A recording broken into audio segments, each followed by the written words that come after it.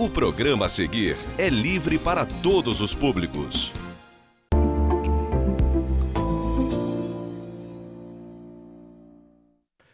Olá, seja bem-vindo. Eu sou o professor Ricardo Lengruber e esse é o programa Ponto de Vista.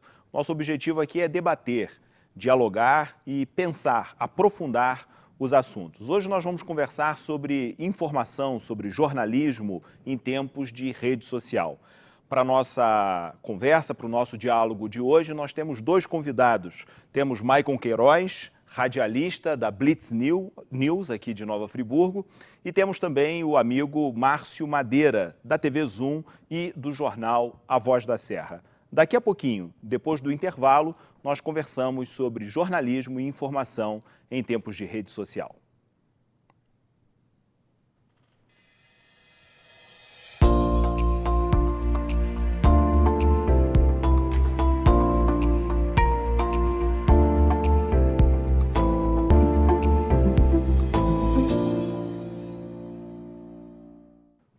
Nós começamos agradecendo ao Maicon Queiroz pela sua presença conosco, ao jornalista Márcio Madeira pela presença também.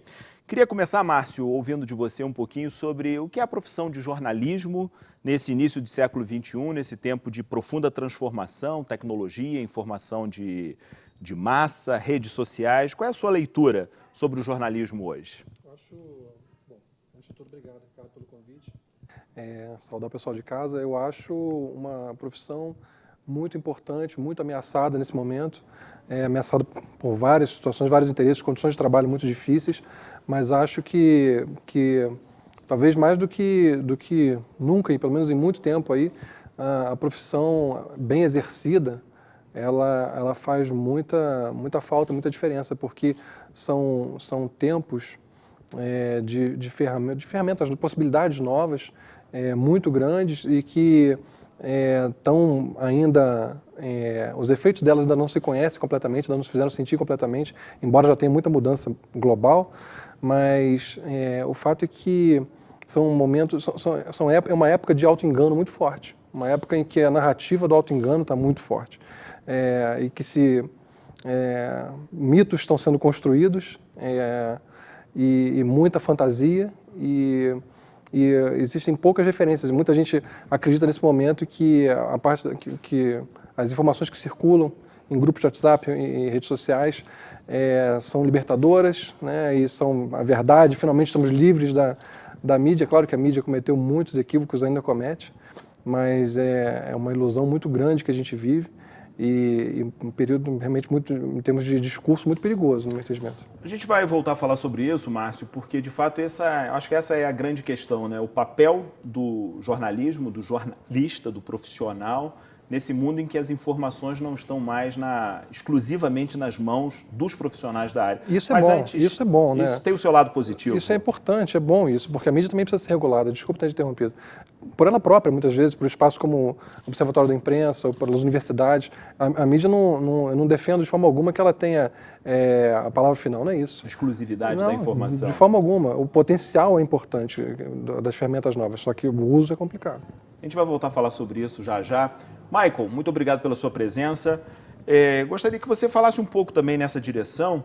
Qual é a sua leitura? Né? Você tem um trabalho bastante específico, né? Tanto na cidade quanto na região, a notícia do dia a dia, aquela informação imediata, as ocorrências que estão ali acontecendo naquele momento. É quase que um plantão, digamos assim, de informação. Qual é a sua leitura sobre o papel da informação na nossa sociedade, dos profissionais que atuam nessa área, nesse tempo de rede social? Como é que você está enxergando tudo isso? Bom, primeiro, professor Ricardo Lengruber, é uma honra estar aqui. Obrigado aí pelo convite, tá?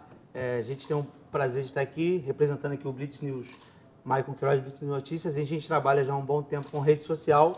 É um trabalho um pouco diferente, né? Eu vim do rádio do tempo em que a rádio não tinha internet. A gente usava somente, eu cheguei a pegar, não peguei o MD, né? No início do MD a gente não usava, não tinha internet, então a informação era muito mais difícil. Hoje, eu analiso o seguinte, o acesso à informação hoje é muito rápido. E a gente tem que tomar realmente muito cuidado com aquilo que a gente repassa, com aquilo que a gente vê na rede social. O que eu analiso hoje das mídias hoje? Eu digo pelo trabalho que a gente desenvolve. Hoje a gente tem a nossa página, que alcança diversas pessoas, milhares de pessoas, não só em Friburgo como em todo o Brasil, e também participo de muitos grupos de WhatsApp. E eu percebo que hoje a rede social ela nos deu uma liberdade muito grande para poder expressar os nossos pensamentos, para que a informação chegue com muito mais facilidade nas pessoas. Hoje, por exemplo, o nosso trabalho, as grandes mídias, elas muitas vezes ligam para mim e pegam nossa foto, pegam a nossa informação para saber se realmente o fato aconteceu, porque a gente está presente no local. Mas o que eu percebo hoje com relação à modernidade é que o Márcio falou algo com relação a que as pessoas estão criando mitos, estão criando situações. Realmente, é uma verdade na questão da gente ter que tomar muito cuidado com aquilo que a gente vê, com aquilo que a gente fala na rede social. A questão é a seriedade e a forma que você apura as informações. O que eu percebo hoje é que muitas pessoas elas jogam a informação na rede social, mas elas não apuram de verdade se aquele fato é verdadeiro ou não, e muitas vezes causam um problema muito grande por isso. Exatamente. A mim me parece que o trabalho do jornalista passa, especial e fundamentalmente pela apuração da notícia, pelo tratamento dessa informação.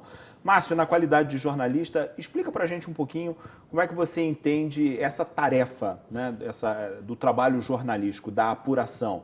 Porque há só para a gente pegar um caso recente, me permita, nós temos aí os escândalos envolvendo a Operação Lava Jato por informações que foram vazadas, e a discussão é uma discussão inclusive jurídica, sobre sigilo de fonte, sobre a legitimidade da fonte ou da informação transmitida por essa fonte. Enfim, nos ajuda a entender um pouco todo esse imbróglio. Nesse caso específico que você falou, tem um tanto de 2 pesos, 2 medidas também, Foi utilizado em outras situações, sendo legítimo, e agora não é. Eu, pessoalmente, nunca fiz uso de gravador escondido, de câmera escondida, nunca me passei por alguém que eu não era, por telefone. Eu guardo uma ética própria e pessoal que eu nunca abri mão dela. Eu entendo que o meu trabalho é um trabalho de confiança. Confiança nas fontes, passar confiança para as pessoas. Sabe? Eu nunca me importei em ser o primeiro a dar uma informação, nunca tive esse fetiche da velocidade, de ser o primeiro a dar o furo. A gente teve um caso há poucos anos aqui em Friburgo, ficou conhecido como caso Camila, da menina que, enfim, faleceu, e muita gente andou noticiando que havia sido um caso de violência sexual, e eu lembro muito bem da apuração que fiz e da convicção que afirmo que não foi o que aconteceu, afirmei à época, e muita gente começou a espalhar, tem gente grande por trás disso, compraram a mídia. É muito fácil, esse discurso é muito sedutor, muita gente acredita, isso a grande mídia não quer que você saiba. Isso virou um atestado de que a coisa é verdadeira. Tem uma narrativa fantasiosa que é muito sedutora, mas a apuração correta indicou que o que tinha sido noticiado em primeira mão, na pressa, estava completamente equivocado. Por curiosidade, Márcio, e a questão do sigilo da fonte? Você já precisou lançar a mão de uma informação, mas preservando a fonte dessa informação? Não só preservando a fonte, mas respeitando o embargo também, muitas vezes. Muitas vezes eu tenho informações que poderiam alterar o curso dos fatos e eu não tenho autorização para publicar até que a coisa se concretize. Eu respeito sempre o sigilo da fonte, sempre, nem sob tortura eu revelaria a fonte se ela não me autorizar, e também respeito o embargo. Muitas vezes eu tenho furo, muitas vezes eu deixo de dar informação, de ser o primeiro a dar informação, em respeito à minha fonte. Porque eu entendo que é uma relação de confiança, como eu disse, de mão dupla. Claro. Eu não traio a confiança de quem confiou em mim, não exponho além do que a pessoa me autoriza, e muitas vezes deixo de dar a informação completa ao leitor, e muitos jornalistas não concordam com isso, mas eu não vou além de certo limite. Como é que acontece isso, Maicon, nas redes sociais? Ou seja, você que trabalha com aquela informação quase que imediata, como é que essa depuração da informação acontece? Quais são os cuidados? Como é que você trabalha com essa questão? No meu caso, professor, eu faço um trabalho de jornalismo, Eu vim do rádio, mas hoje eu desenvolvo o trabalho de jornalismo. O que acontece? A apuração se dá no seguinte, a gente tem fonte, como o Márcio mesmo disse, de informação, a gente liga e procura saber. Eu, no caso, eu vou no local da informação. Diferente, muitas vezes, muitos órgãos, que, vamos supor, às vezes é o que o Márcio falou, eu já me preocupei muito em ser o primeiro a dar informação. Hoje, como o Márcio falou, interessante, não tenho muitas vezes eu sou o primeiro, mas não tenho tanta essa preocupação. Eu tenho preocupação, sim, dar informação com velocidade, mas com qualidade e sem ser algo que não tenha credibilidade. Porque o problema todo hoje da rede social é isso. Existem muitas fontes de informações, mas essas fontes não têm credibilidade. Eu sempre me atento em ligar para as pessoas corretas, autoridades, por exemplo, coronel do Corpo de Bombeiro, comandante da Polícia Militar, todas essas fontes para poder saber se é verdade. Se é com relação a algum familiar ou alguma pessoa, eu procuro a família, vou no local, apuro antes de colocar a informação. Isso é muito importante, a gente tem que tomar muito cuidado, porque já aconteceu casos assim de acontecer coisas graves por conta disso. Você está falando sobre a rede social, sobre as mídias, né, que chegam de maneira imediata, né? A gente pega um aparelho de telefone, quer dizer, eu tenho a informação na mão naquele momento. Acontece muito hoje, a gente lê o jornal de manhã e quando é 10 horas da manhã, 11 horas da manhã, já há notícia nova que tradicionalmente a gente conheceria apenas no dia seguinte, né? E a gente já conhece ao longo do curso dos acontecimentos. Sobre isso, Márcio, qual é o papel do jornal impresso, né? Dessa mídia, que é uma mídia quase que secular, quase não, secular, e está aí ainda competindo, né? Mas ao mesmo tempo eu percebo que as próprias redes sociais, de certa maneira, se ancoram na mídia impressa, ou seja, é como se houvesse ali uma âncora de garantia, de informação, de credibilidade, de informação apurada, notícia apurada. Você, como jornalista que atua no jornal impresso, qual é a sua leitura sobre o papel da mídia impressa na atualidade? Eu acho que, na verdade, acontece com a mídia impressa o que acontece com qualquer meio de comunicação, sempre que ele é superado em termos tecnológicos, né? Ele, na verdade, no meu entendimento, ele só descobre a própria vocação, o próprio potencial, a partir do momento que existe um concorrente mais novo. Aconteceu isso com o rádio, quando surgiu a televisão quando surgiu a internet. Sempre o veículo, todo mundo fala, vai acabar. Mas veja o Jornal do Brasil, por exemplo, quando deixou de ter um impresso, como encolheu? Quando ficou só na internet, ele encolheu demais, voltou e depois já não se sustentou de novo. O impresso ainda tem muito peso e o fato dele ser tão lento em relação às novas mídias também traz vantagens. Eu penso que o impresso ele não se sustenta mais se ele der só o que sai nas mídias sociais, porque ele vai dar mesmo conteúdo atrasado já, não vai compensar. O impresso ele tem atualmente o papel de aprofundar os assuntos, de explorar pautas mais trabalhadas, reportagens de fato, reportagens planejadas e boas pautas que eventualmente não seriam feitas num veículo muito imediatista, e os assuntos do dia a dia serem aprofundados com uma apuração mais longa, sem aquele peso tanto da informação sair rapidamente, embora nenhum veículo impresso atualmente não tem uma página na internet para poder dar informações rapidamente também, mas acho que o papel dele é o de aprofundar a informação, de ir além das pautas diárias, também fazendo reportagens. Trabalhar a opinião, inclusive. É um espaço para isso também. Debate também. de informação. Eu queria conversar com vocês, antes da gente fazer o nosso intervalo comercial, um pouco sobre a opinião de vocês a respeito da regulação da mídia. Esse é um assunto bastante debatido, não apenas no Brasil, fora do país, inclusive. Há posicionamentos ideológicos, inclusive, muito distintos sobre isso, né? Uma mídia absolutamente livre ou uma mídia com uma determinada regulação. Qual é a leitura, na opinião de vocês, o papel do Estado, o papel de agências, o papel da sociedade civil em relação às mídias, às informações que circulam na sociedade? Pode começar. Pode começar. Não, professor, eu enxergo o seguinte, com relação à regulação à mídia. Eu acho que tem que ter uma regulação com relação às pessoas serem punidas por colocarem principalmente fake news na rede social com notícia falsa. Hoje o que você mais tem são fake news e são notícias falsas, né? Principalmente no meio político. Infelizmente, o celular hoje está na mão de todo mundo. Eu, por exemplo, estou com o meu aqui, né? Está aqui, ó. Né? Está na mão de todo mundo, tem isso aqui na mão, muitas pessoas acham que ela tem um poder porque ela tem um celular na mão e lançam notícias falsas na rede social, em grupos de WhatsApp e acham que vão ficar impunes por isso, né? Só uma curiosidade sobre isso, não sei se vocês acompanharam, certamente que sim, o Instituto Ipsos, em janeiro de 2019, fez uma pesquisa com mais de 20 mil pessoas entrevistadas no finalzinho de 2018 e a informação é que no Brasil, cerca de 70% dos entrevistados já acreditaram em alguma notícia falsa. Isso faz com que o país esteja em primeiro colocado num ranking internacional de circulação de informação falsa e de credibilidade dessa informação. Credibilidade não, acreditar nessa informação falsa. Só um parênteses que eu acho que ajuda a ilustrar. Sua opinião, Márcio, sobre a questão da regulação? Ricardo, só pegando o gancho que você deu agora, você lembra da 2011, naturalmente, em janeiro, quando houve a tragédia climática, como o choque da tragédia climática tornou todo mundo propenso a acreditar no rompimento suscetível, né? Da represa. Eu parei a pensar, quando eu ouvi a informação, tocou meu telefone e o telefone ao mesmo tempo, eu falei, bom, de que represa estão falando? Fiz a leitura, falei, isso não existe, e fui para a rua e vi o caos. Mas eu fui tranquilo para a rua porque eu parei para pensar naquela informação e sabia que aquilo não tinha fundamento.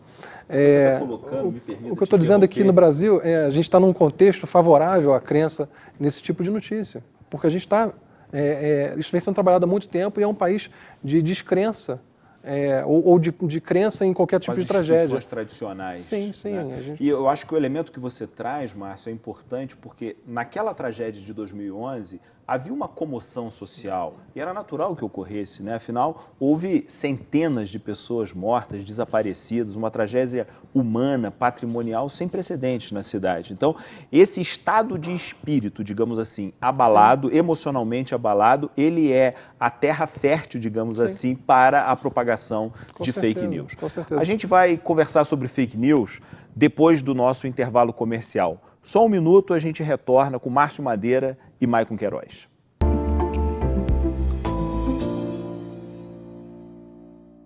Há 19 anos, através de uma ideia inovadora e inédita na cidade, surgiu a TV Zoom. Por amor a Nova Friburgo, superamos desafios, crescemos. Éramos só televisão e hoje a TV Zoom é aplicativo, portal de notícias, sistema de Smart TV, serviço de streaming e, claro, o seu Canal 10.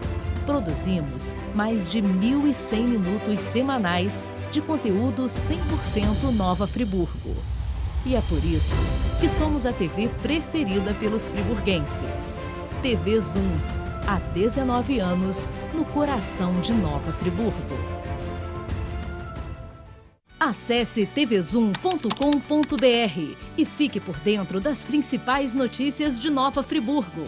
É o jornalismo de 19 anos com a marca TV Zoom, agora também em um portal de notícias. tvzoom.com.br, a sua notícia na internet. Você pode assistir aos programas da TV Zoom na hora que quiser. Pode também acompanhar ao vivo a nossa programação. Baixe grátis o aplicativo TV Zoom no seu celular ou no seu tablet e envie o seu vídeo para o nosso jornalismo. Aplicativo TV Zoom. É Nova Friburgo na palma da sua mão.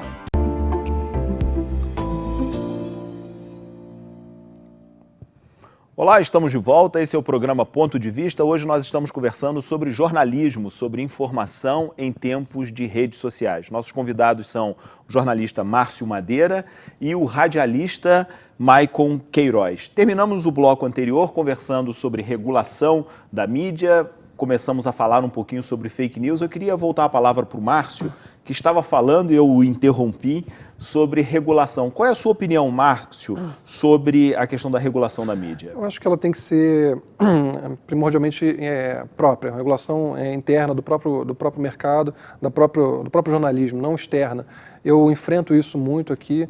Vejo o tempo todo pessoas tentando controlar ou afetar meu trabalho, quer seja com intimidação, quer seja com tentativa de suborno, quer seja com, ao oposto, tentativa de asfixia econômica. Então, eu sinto o tempo todo essa disputa de interesse. Se nós estivéssemos trabalhando sempre com pessoas éticas, não haveria tanto problema. Mas nós temos, eu acho que a figura do ombudsman é muito importante, a figura daquele jornalista que pode criticar o próprio veículo.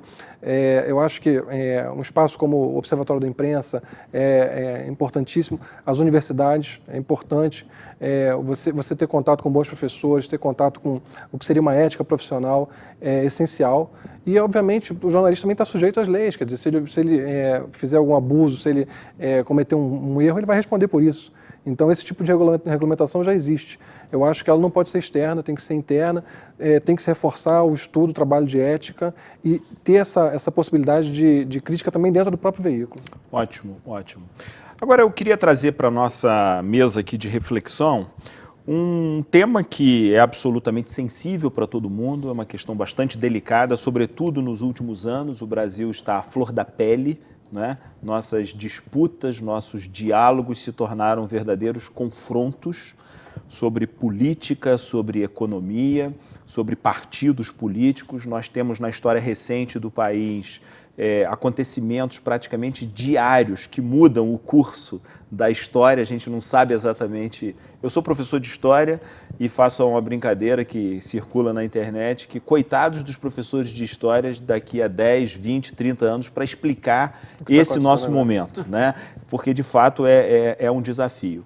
Na opinião de vocês, qual é o papel do jornalismo, o papel das mídias de uma maneira geral na interferência do cenário político local e nacional? Qual é a visão de vocês sobre isso? Eu acho que tem um papel muito importante e um papel muito perigoso, tá? Porque hoje nós temos, por exemplo, pessoas ligadas às redes sociais que são ligadas a políticos A, B, C ou D, e muitas vezes ela se utilizam da rede social para fazer o fake news do outro adversário. Que a gente vê muito em Friburgo, não é só em Friburgo, tem um trabalho que a gente abrange várias cidades, e talvez isso aqui, eu vejo em Bom Jardim, em Cachoeira de Macacu. Por exemplo, em Cachoeira de Macacu teve um tal do Blim Blom, é até engraçado esse termo, né, que gerou vários processos, né, onde se diziam que secretários ganharam aí volumes grandes de dinheiro num carnaval, e não foi nada disso, foi um fake news ligado a um outro político X, descobriram que fizeram esse tipo de situação. Então, eu acredito que a rede social ela tem um papel de influenciar politicamente, sim, não só com relação a essa questão da fake, mas também com relação à população se expressar e ter a liberdade de colocar o seu pensamento que antigamente não tinha. Antigamente, por exemplo, você via que o horário eleitoral gratuito, ele tinha uma força muito grande, nós percebemos isso, nós vimos isso na última eleição. Sim. Muito grande. Hoje, o horário eleitoral gratuito, as pessoas não estão nem esquentando. Um candidato que ele tinha, às vezes, 10 segundos no horário eleitoral gratuito, ele tem um tempo enorme hoje na internet e vai de acordo com o pensamento da população. Então, eu acredito que a rede social, para a gente encerrar aqui, a rede social, ela tem um papel muito grande na política, sim, para poder, questão da liberdade das pessoas se expressarem, mas também tem que ter muito cuidado com relação a essa questão, que ela pode tanto levantar quanto destruir uma pessoa. Exatamente. Eu estou me recordando...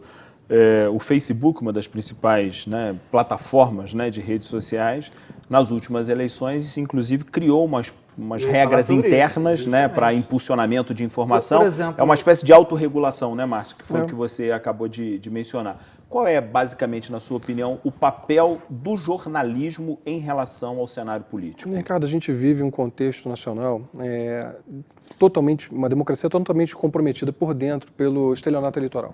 Totalmente. A gente vê campanhas baseadas... O que você chama de estelionato eleitoral? Promessas mentirosas. Promessas que sabidamente não vão ser cumpridas. Quando você vê um programa... Isso não é de agora, isso já é antigo, não só na internet. Não é de agora. A gente vive um período de muita... Na verdade, é um marketing. Né? Um marketing de um grupo, mas você não sabe exatamente quem você está votando. Então você elege sem saber exatamente quem está votando. E isso se reflete muito em redes sociais, sobretudo quando o distanciamento é maior. Uma campanha presidencial é muito mais permeada ainda por fake news do que uma campanha local. Você falou sobre registro de política local. Eu acho que o trabalho do Michael é possível porque ele cobre situações próximas. Ele pode verificar, ele pode ir em loco, verificar a informação, então ele pode, porque imagina a quantidade de fake news que você recebe todo dia. Mas ele pode verificar, ele está ao alcance de um telefonema, está ao alcance dele lá. Quando é uma questão nacional, a fake news nada de braçada. Nada de braçada. Então eu penso que os jornais, eles são um amparo muito importante, os veículos sérios, eu incluo o veículo dele como um veículo sério, porque é um bom exemplo do uso da rede social, e é uma exceção, ele sabe que é uma exceção. Então, a credibilidade, mais do que o veículo, a credibilidade, ela é essencial para você recontar essa história, para você poder revisitar esse período no passado, que evidentemente tem opinião nisso, evidentemente tem inclinações pessoais, só que você tem uma ética profissional e tem amarrações profissionais que você não encontra na rede social algum perfil fake. E todo mundo que é mal intencionado tem um difamador profissional na folha de pagamento. Todo mundo que falta com a verdade tem um... Pelo menos um, né? Pelo menos um. Ele tem uma folha de pagamento para pessoas dizerem o que ele não pode dizer. Desculpe interromper, abrindo um parênteses que você está falando aqui.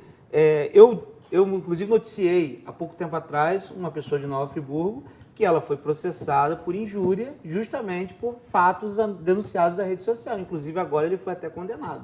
Então, o que acontece? As pessoas têm que pensar no seguinte, antes de você que está me assistindo, antes de você colocar qualquer informação na rede social, preste muita atenção, porque você pode estar se envolvendo num problema jurídico na sua própria vida, que isso vai te ocasionar como se diz, algo muito sério, um prejuízo para você. E você às vezes acha que não tem nada a ver, porque você está ali escondido por na rede social. Eu queria conversar para a gente se encaminhar para o final do nosso programa exatamente sobre isso, né? Sobre medidas protetivas, digamos assim, que o cidadão, eu e quem nos assiste no programa de hoje, podemos ter com relação à informação. Como que nós, que não somos profissionais da área, conseguimos apurar e verificar a procedência, a veracidade, a credibilidade das informações. Mas antes eu queria só dividir com vocês uma sensação que eu tenho com relação a tudo isso, que é o fato de que a máquina política, a máquina de propaganda política, ela se utiliza do discurso da notícia para ganhar credibilidade. Então é muito comum nós encontrarmos pré-candidatos, candidatos, ou mesmo políticos já com mandatos, se confundindo, digamos assim, no ambiente do jornalismo, exatamente para, em primeiro lugar, ter visibilidade, em segundo lugar, manipular, no sentido negativo e no sentido positivo dessa palavra, manipular a informação. E, em terceiro lugar, ser, digamos assim, um polo que recebe as informações. Vocês dois são exemplos de quantas informações vêm quase que espontaneamente para as mãos de vocês, né? Imagine isso na mão daquele que está atrás de voto, daquele que está atrás de visibilidade, né? Então, de fato, é um impacto grande. Mas, se vocês querem comentar sobre isso, ok.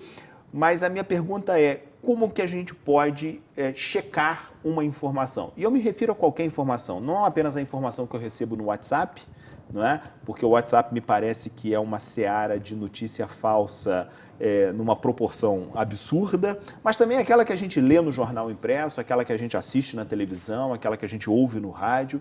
Como é que vocês nos aconselhariam com relação a isso? Eu acho que a primeira coisa é você não compartilhar alguma coisa que você não tenha certeza.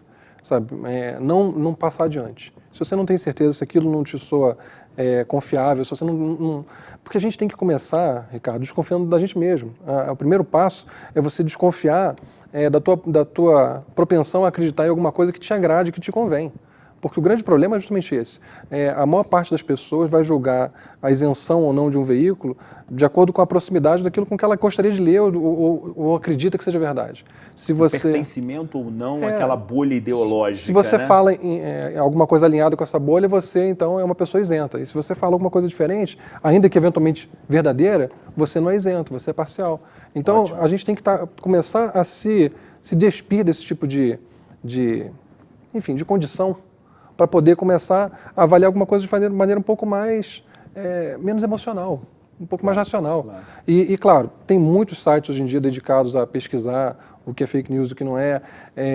Tem formas de você entrar em contato, geralmente a matéria tem sempre um e-mail, tem algum contato do jornalista. Existem maneiras da pessoa buscar o acesso a quem escreveu, a quem publicou, e não passar adiante sem ter essa certeza. Ótimo. Não passar, a gente não precisa ter essa pressa de passar tudo, porque aquilo ali, eu sempre quis dizer isso, agora alguém está dizendo, eu vou passar adiante. Não é assim que funciona, porque isso volta um dia contra você. Sem dúvida, sem dúvida. Né? Vamos lá, professor. Primeiro passo, se uma pessoa colocar qualquer mensagem no WhatsApp, estiver assim, encaminhando informação, repassando informação, já não acredite que aquilo ali não é verdade. Segundo passo, se você conhece a pessoa, você não sabe quem é a pessoa que colocou, vá no WhatsApp dela, chama ela, pergunta. De onde você pegou essa informação? De onde vem? Outra coisa, vê de onde vem, justamente o que o Márcio falou. Site, de onde é a fonte, se a fonte é uma pessoa confiável, se essa pessoa data, quem assina. E quem assina, se essa pessoa tem contato e, principalmente, procure ver também se as grandes mídias, isso é uma coisa que a gente tem que se pautar realmente, Claro. colocaram aquela informação também para poder você se pautar se é verdade ou não. Se for uma coisa local, tenta procurar a família, tenta procurar a pessoa, porque às vezes a notícia ela te agrada muito, né? Por exemplo, vamos dar um exemplo aqui. Exatamente isso. Vamos dar um exemplo aqui. Botam lá, Maicon Queiroz do Blitz News morreu em um acidente de carro. Vou dar o meu exemplo aqui, né? Caraca! Igual, por exemplo, infelizmente a gente teve, muito triste, né? O falecimento do nosso amigo ali, Borges, né? Na hora que me mandaram informação, eu falei assim, será que é verdade? Tanto que eu demorei. fui procurar primeiro, fui procurar a família, apurar a informação. Ótimo. Não passe para frente aquilo que você não sabe se é verdade. Sabe o que é engraçado, Ricardo? Tem às vezes, essas notícias, né, que circulam, eu vejo a pessoa falando assim, segundo informações, isso é a coisa mais genérica e... Segundo informações, a informação virou uma fonte própria. Ótimo. É fantástico isso. Nós estamos chegando, infelizmente, ao final do nosso programa. Quero agradecer muito ao radialista Maicon Queiroz, do Blitz News, exatamente, pela sua participação conosco. Esperamos tê-lo de volta em outra oportunidade. Da mesma maneira, agradecer ao Márcio Madeira, jornalista da TV Zoom e do jornal A Voz da Serra. E agradecer também a você, em casa, pela sua audiência e pela sua participação conosco. O programa Ponto de Vista de hoje falou sobre informação, sobre jornalismo, falou sobre redes sociais. Há uma diferença bastante grande entre informação, entre notícia e propaganda. Talvez esse seja um bom critério para a gente checar aquilo que nos chega às mãos. Há alguém ganhando algo com essa informação, provavelmente se trata de propaganda. Mas se é algo que nos ajuda a pensar melhor, pensar mais sobre a nossa sociedade com vistas a melhorá-la, talvez, com certeza, isso seja notícia. Muito obrigado. A árvore dos frutos, não é isso? Exatamente. A gente conhece a árvore pelos seus frutos. É isso aí. A gente se encontra no próximo programa. Até lá.